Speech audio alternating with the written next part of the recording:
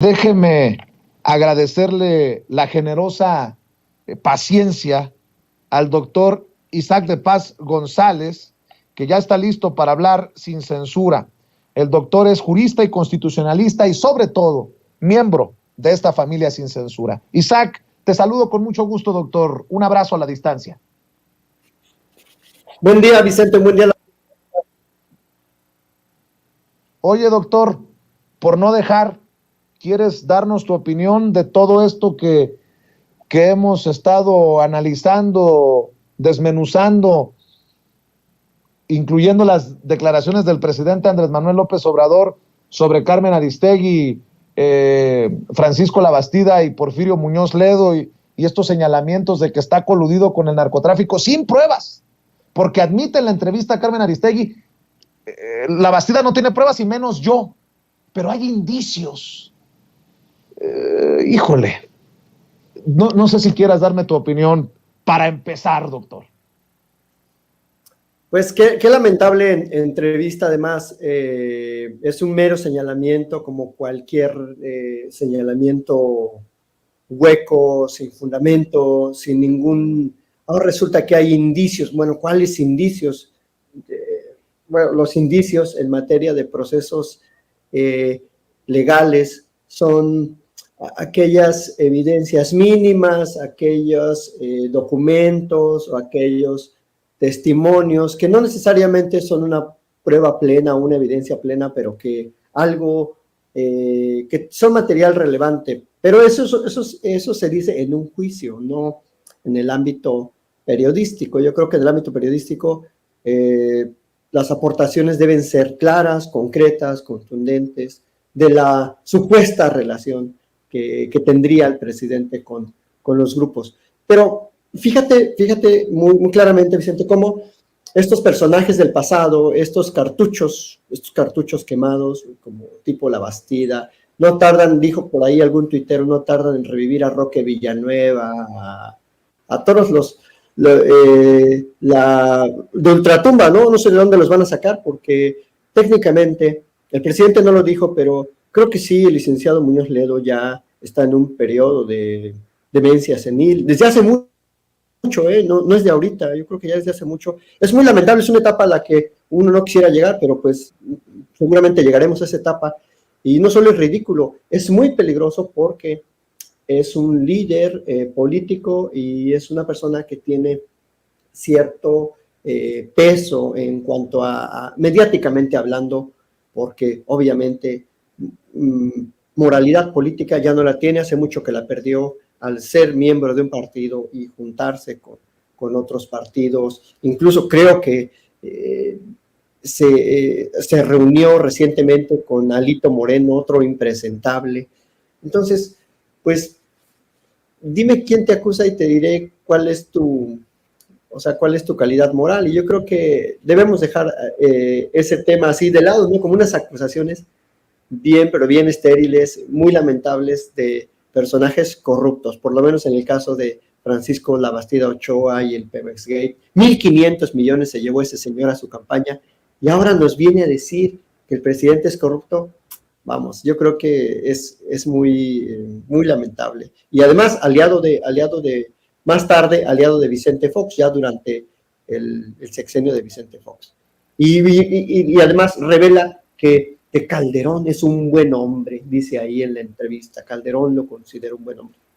No, yo creo que ya de plano estos personajes sí que pues habría que ya darle su pensión para adultos mayores y ya que se retiren, que se tomen otra copa en el caso de Muñoz Ledo y que sigan de espectadores en la política nacional. Ese es mi comentario. Doctor Isaac de Paz González, también quiero escuchar tu opinión, tus comentarios sobre el caso de César Duarte. Hoy el presidente evitó pronunciarse sobre este caso porque Nancy Flores, periodista de la revista Contralínea, le hace referencia al caso de Tamaulipas. Hay varios estados ligados, incluso entre los gobernadores y gobernadoras señaladas en esta operación Zafiro que involucra a César Duarte, que ayer fue extraditado a México desde Estados Unidos, que se encuentra ya en el estado de Chihuahua. Está la priista o expriista, porque ya la expulsaron del partido, la exgobernadora de Sonora, Claudia Pavlovich. Allá se desviaron en sus tiempos por lo menos 140 millones de pesos. Yo no sé si te haga pensar este caso de César Duarte en la posibilidad de un maxi proceso, pero dame tu opinión acerca de esta extradición y ahora sí que hasta de los tiempos, ¿no? Vaya momento en el que se da la extradición de César Duarte, y como lo decía ayer, nada más falta que digan en la oposición que la jueza a cargo del caso de César Duarte en Estados Unidos se puso de acuerdo con López Obrador para mandarlo de regreso en estos días, a solo literalmente horas de la elección en 6 estados, a gobernador o gobernadora, doctor. Mira, bueno, recordemos que ya había sido autorizada su extradición desde noviembre pasado, desde el 8 de noviembre, si no me equivoco, y ya simplemente estaba dando ahí patadas de ahogado César Duarte, promoviendo algunos recursos, y creo que en primer lugar, este caso demuestra la complejidad que es perseguir a este tipo de personajes, delincuentes transnacionales, protegidos desde luego por el anterior sexenio, apoyados, y demuestra esa complejidad, pero también demuestra el trabajo coordinado que bien formuló Javier Corral, su fiscalía en su momento, y luego la Secretaría de Relaciones Exteriores, que tiene mucho que ver aquí el trabajo de la Secretaría de Relaciones Exteriores, es decir, del presidente, del secretario Ebrard, para activar todos los canales legales en Estados Unidos o en cualquier país en donde se encuentre la persona. Eso tiene mucho que ver, es un factor que inclina favorablemente la balanza para lograr ya la extradición.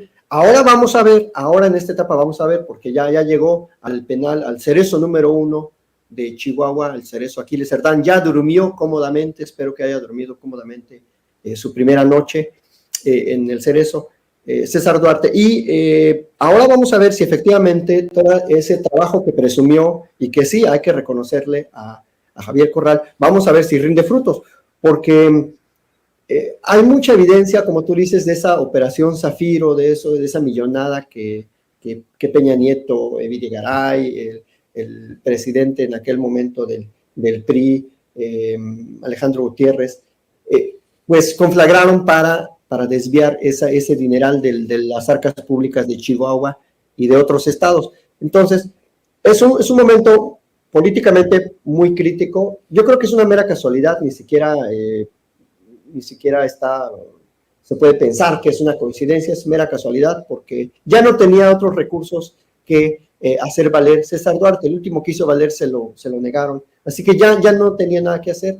Y ahora vamos a ver si la Fiscalía de Maru Campos, la Fiscalía de Chihuahua, es capaz de vincularlo al proceso y de llevar toda esa evidencia para que se quede ahí guardado, pero sobre todo para que regresen el dinero, Vicente, porque no nos debe importar tanto que se queden ahí guardados o no, yo creo que nos debe importar que regresen todas esas cantidades brutales de dinero que desviaron a las campañas.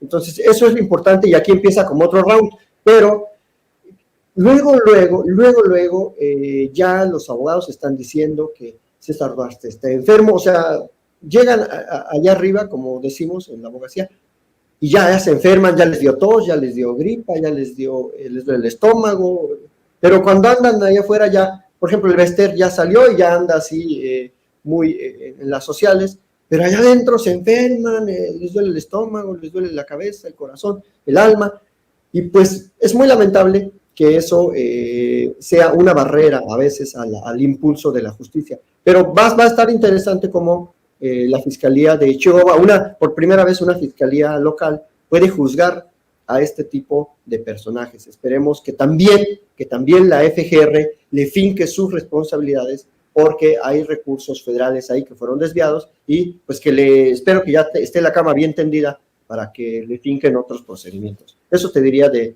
inicio sobre ese caso, Vicente. ¿Tú esperas? Y a veces es complicado formular estas preguntas, pero tú sí ves que se pueda hacer justicia, realmente justicia en este caso, y te lo pregunto porque hoy Javier Corral, el exgobernador panista de Chihuahua, arremete contra la actual gobernadora Maru Campos que prometió ni perdón ni olvido y que se irá hasta las últimas consecuencias. Y dice Javier Corral que ella fue cómplice y beneficiaria de la corrupción de César Duarte, la hoy gobernadora. La hoy gobernadora que en su momento fue vinculada a proceso por presuntamente aparecer en la nómina secreta de César Duarte, y hay contratos firmados por la gobernadora. Si bien es cierto, la fiscalía es autónoma, pues sería un escandalazo. Y aparte, pues a lo que me refiero es que César Duarte no puede ser el pez gordo y se cerró el caso y se acabó. Hay incluso un personaje señalado de haber realizado, orquestado esto de los movimientos de recursos de estados como Chihuahua, Sonora, Tamaulipas, para financiar campañas del PRI por cientos de millones de pesos, que fue asesinado, que no se nos olvide. Insisto con el tema del maxiproceso. ¿Tú crees que nos va a llevar César Duarte a un maxiproceso o será otro gobernador como los muchos gobernadores del PRI que hoy están tras las rejas? Está Eugenio Hernández de Tamaulipas, Tomás Yarrington también de Tamaulipas, Roberto Borge Angulo, Javier Duarte. O sea, ¿hacia dónde ves que vaya esto, doctor? Pues mira, no creo por la propia naturaleza política o sea, el trasfondo del asunto que llegue a un maxiproceso. Porque como tú dices, Maru Campos en su momento había ahí sí evidencias, indicios, pruebas de que estuvo por lo menos vinculada en muchos aspectos a la corrupción de César Duarte. Así legalmente, yo creo que César Duarte va a negociar algunos tipos penales, a lo mejor hasta pide procedimientos abreviados en algunos delitos que le finquen, va a negociar las reparaciones y se va a quedar callado porque eso es lo que le conviene legalmente a él y a la gobernadora. Entonces, eso es una mera como presunción técnica sobre cómo se llevan a cabo esos casos y esas negociaciones. Porque si le echan digamos, la cargada de la fiscalía local, hablo solo de la fiscalía local, para que se abra un maxiproceso pueden brotar muchos casos más de corrupción que posiblemente no convengan a la gente de Maru Campos y a la propia Maru Campos. Entonces, ahí tendría muchas reservas en un maxiproceso en el ámbito local, pero tiene también una jugada muy importante la FGR. Entonces, ahí podríamos hablar de un proceso federal mucho más fuerte, mucho mejor enfocado, y yo confiaría más en ese aspecto, en lo que pudiera hacer la FGR, no en la fiscalía local. Oye, doctor, algo importante que no se nos olvide, tú eres hombre de leyes y seguramente me corregirás si estoy equivocado, pero también hay que decir que se requeriría de una autorización de Estados Unidos para ejecutar más órdenes de aprehensión contra César Duarte, ¿no? Estoy tratando de encontrar, sí, declaraciones de la fiscalía, porque tengo entendido que se cumplimentó solo una orden de aprehensión por el delito de peculado y asociación delictuosa, ambas con penalidad agravada, pero se necesitaría la aprobación por cuestiones de acuerdos de extradición de las autoridades de Estados Unidos para fincarle o presentarle más órdenes de aprehensión a César Duarte. ¿Es así, no? Bueno, no necesariamente, Vicente. Bueno, es que la extradición tiene como un límite de esa acusación. Es decir, no permite la extradición que se le fincaran como delitos que no estén de la misma manera perseguidos, que no estén definidos de la misma manera o que no tengan un castigo de pena privativa de libertad en el país del que se extradita. Ese es, digamos, como un límite a este pliego de extradición que ya se cumplió, como tú dices, que una orden ya se llevó a cabo. Pero, ojo, eso no evita que las investigaciones aquí en curso, que todavía no se presentan ante un juez de control para que se libre orden de aprehensión, tengan un límite. Es decir, no tendría México la Fiscalía Local o la FGR que estar como solicitando ciertas autorizaciones a Estados Unidos, porque todos los delitos se cometieron aquí, con recursos de aquí. Aquí hay, digamos, competencia territorial y material, que es lo que técnicamente implica todo ello. Entonces, los límites de la extradición son delitos meramente políticos o delitos que no existan en el otro país o que tenga la condición de esclavo, el extraditado, etcétera, cosa que no se da. Entonces, no necesariamente, no conozco en específico el pliego de extradición, pero tampoco evitaría que se le juzgara por otros, o más bien se le investigara, o se le esté investigando por otros delitos y se le finquen nuevas responsabilidades. Esa es la clave. A veces por eso las extradiciones son como muy limitadas al que está más fuerte, al delito que está mejor acreditado, para que el Estado lo devuelva, y luego ya aquí le tienen guardado lo demás. Entonces esa es como la diferencia. Doctor, dos cosas, si me permites. Sé que tienes que correr, que siempre andas ocupado y te agradezco tu tiempo para la audiencia de Sin Censura. ¿Qué piensas de la primera defensa que hace pública Felipe Calderón de Genaro García Luna? Hay de cínicos a cínicos y Felipe Calderón dice, si las evidencias fueran tan sólidas, ¿por qué no ha iniciado el juicio? Esto fue lo que escribió sobre García Luna, el expresidente de México, Felipe Calderón. De plano no tienen vergüenza, ¿no? No tiene ningún pudor, ni mucho menos, no conoce esa palabra, es de lo más vulgar que puede haber en la política nacional, el non plus ultra de la ambición política, de la borrachera política, de la decrepitud también política, de todo lo que hace ese señor. Creo que si no ha iniciado, bueno, en parte es por las nuevas pruebas, por las evidencias que se han presentado ante el juez Kogan, por el derecho también que tiene la defensa a estudiar las nuevas evidencias, a tenerlas presentes, a conocerlas, para poder objetarlas en su momento en el juicio. Y como se han acumulado, de hecho, creo que las últimas evidencias eran como unas 2,000 fojas. Como eso se van acumulando, pues la defensa tiene derecho a conocerlas y por eso se va aplazando por el debido proceso. No es tanto porque no haya evidencia, al contrario, es porque hay muchas evidencias que se tienen que estudiar y se tienen que conocer oportunamente para que después no se alegue que, es que yo no sabía de esa prueba, es que yo no vi ese testigo, es que esa grabación yo no la conocía. Porque así luego se caen los procesos. Entonces, es por la complejidad también del tipo de delitos que cometió, o sea, delitos transnacionales, hasta en Colombia, con muchos contactos en toda América, pues no es sencillo llevar un juicio de esa naturaleza, tampoco es como que en 6 meses lo van a juzgar. Entonces yo creo que es por esa razón y no porque no haya o porque la estén pensando o estén dudando. Esa es como la intención de Calderón, decir, se están tardando mucho, yo creo que no hay nada claro. Al contrario, hay cada vez más y por eso está el proceso pues teniendo su cauce natural.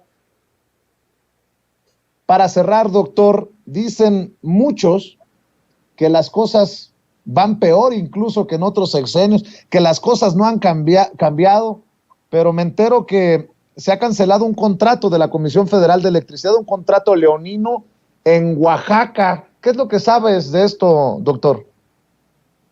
Sí, Vicente, fíjate cómo tiene mucho que ver lo que dijo el presidente hace rato de la subrogación, que es una figura por la cual el Estado cedió sus funciones a los entes privados. Y todo tiene que ver, o sea, este tipo de contratos, en este caso un contrato eólico de motores de acero, motores muy contaminantes, que nada de verde tiene esa energía que producen.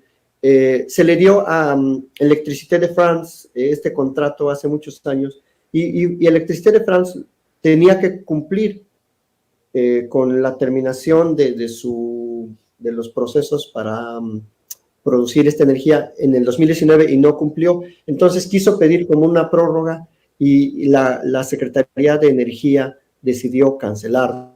A raíz también un poco de la decisión de la Suprema Corte, de validar la nueva ley de la industria eléctrica y sobre todo de la voluntad política del presidente. No sé si la producción me puede ayudar con los datos.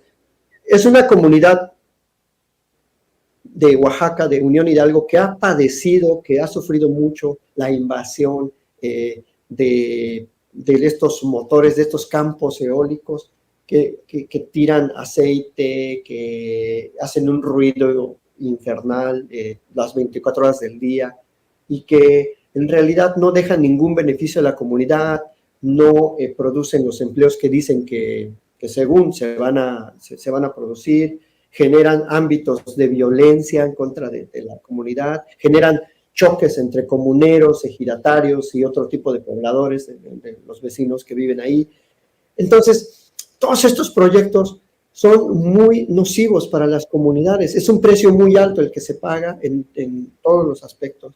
Y qué bueno que el presidente, a través de la Secretaría de Energía, ha decidido cancelar el contrato. Está la gente muy contenta en Unión Hidalgo, en Oaxaca, una comunidad muy pobre, que se dedican al pastoreo de sus bueyes, sus vacas, sus becerros, que se dedican al cultivo y que no les ha beneficiado en nada este campo eólico. Entonces, es muy importante decir eso, Vicente, que por primera vez es un hecho histórico, inédito, por eso vale la pena que la audiencia conozca que nunca ningún gobierno se había atrevido a cancelar un contrato de esta naturaleza. Y pues es un logro de la comunidad y pues también del gobierno. Entonces sí han cambiado, por supuesto, volviendo a la pregunta inicial, sí ha cambiado el panorama en México, sí hay un control del Estado, el Estado está tratando de asegurar los bienes públicos, la salud del pueblo, la salud suprema de la colectividad, y creo que eso es un gran cambio. Y si me apuras, pues simplemente el peso se ha apreciado frente al dólar. O sea, hay como 20,000 cosas que decir para demostrar que sí, este país es diferente. Pero bueno, nunca vamos a convencer a aquellos que dicen que no, porque son los evasores de impuestos, son los corruptos, son la gente que vivía, que se beneficiaba del viejo régimen. Vicente. Son los que han regresado a la escena política, a La Bastida, a Muñoz Ledo, en fin. Querido doctor Isaac de Paz González, agradeciéndote las deferencias siempre para la audiencia de Sin Censura, ¿por qué no cerramos pidiendo el apoyo de esta audiencia diferente e inteligente para que se sume, se suscriba a tu canal de YouTube, para que siga en redes sociales, doctor? Sí, Vicente, por favor, a toda la audiencia, gracias de antemano. A Twitter, @Isaac de Paz, Isaac con Z, Isaac de Paz en Twitter.